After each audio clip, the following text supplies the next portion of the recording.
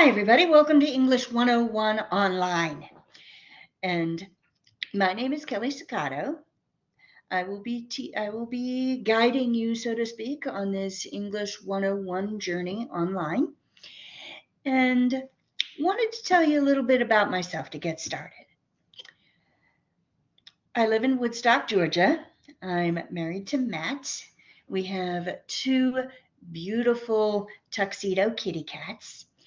And as far as things I love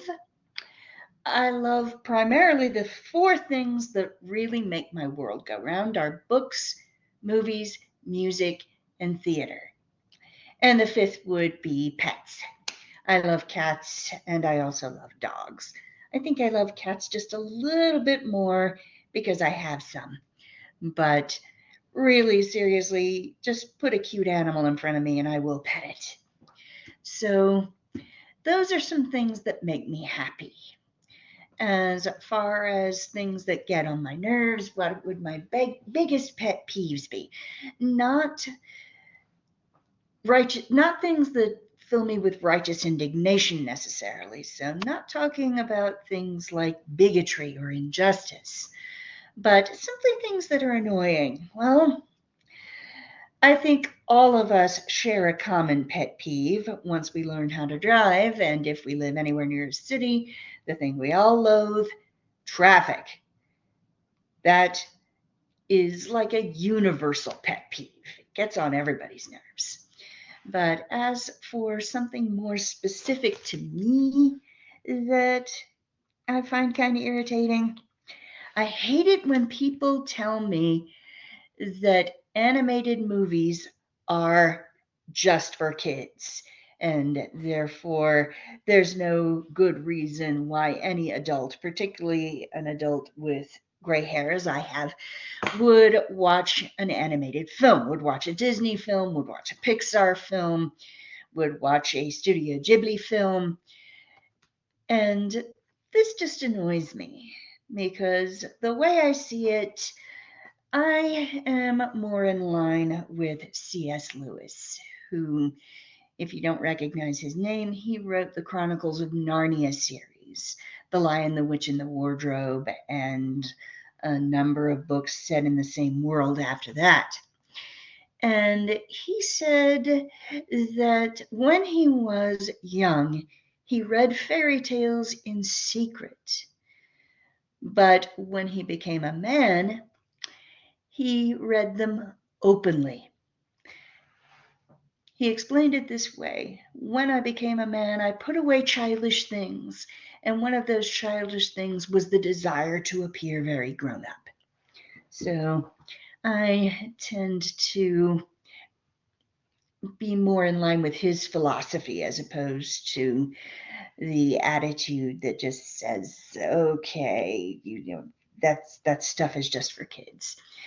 And it's not a coincidence, or it's not irrelevant, that when I'm reading purely for pleasure, not for any academic reasons, I read science fiction and fantasy novels, and people dismiss those too as, oh, that's just escapism.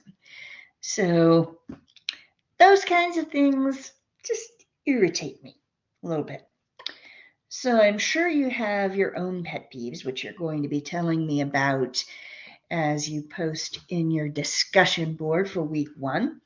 This is week 1, and I'll be making a couple more videos to share with you between now and Sunday, which is when your first discussion posts are due.